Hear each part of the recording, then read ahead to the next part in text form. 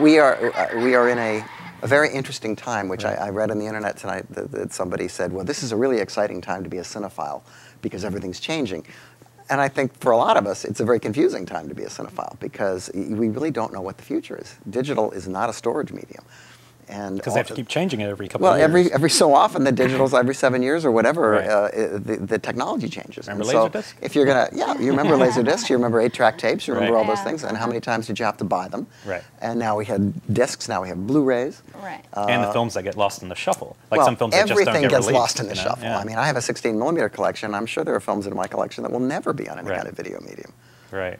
Well, I mean, over the past several years, there's of course been a resurgence for LPs. And what do you think about like this nostalgia now for VHS? Well, VHS, weird. believe it or not, actually is coming back in a number of places, and there's a lot of places where VHS never went away. Right. A lot of places in Europe and a lot of places in Australia that VHS is still like, give me your VHSs, because again, there are a lot of movies that are only going to exist on VHS. Right.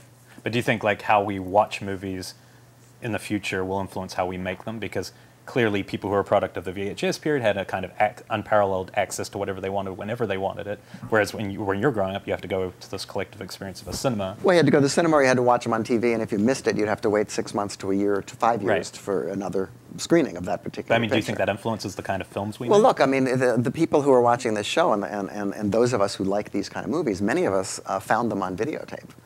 In that era, right. And in my era, I was old enough to see them in theaters, and that's how we formed our love for this stuff. But imagine now you're a kid, you're 12 years old, and it's this year, and you go to the movies and you get Transformers, and you get that kind of big, 80 climaxes every 5 minutes kind of thing, and you don't get exposed to any of this other stuff. You don't even know it exists because nobody tells you.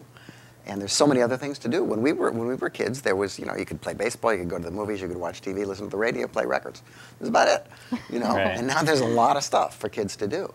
And the more choice, the less we often do. Well, yeah, and everybody's more focused. Everything is narrowly focused. Right. And how are you gonna tell kids about who Laurel and Hardy are? I mean, they certainly don't know who they are, but they also don't know who Chevy Chase was. They don't know people that we would take for granted. Of course, everybody knows those people. They don't know who Humphrey Bogart is. They don't know who Bette Davis is. And the interesting thing is there's no reason for them to know because these things actually don't affect them. They're irrelevant to their experience. Right. And so to try to get people in the mindset that I was in when I was a kid, where everything was on television all the time and everybody talked about movies, and if they were made in the 30s or the 50s, it didn't matter. This is now a different era, a different world.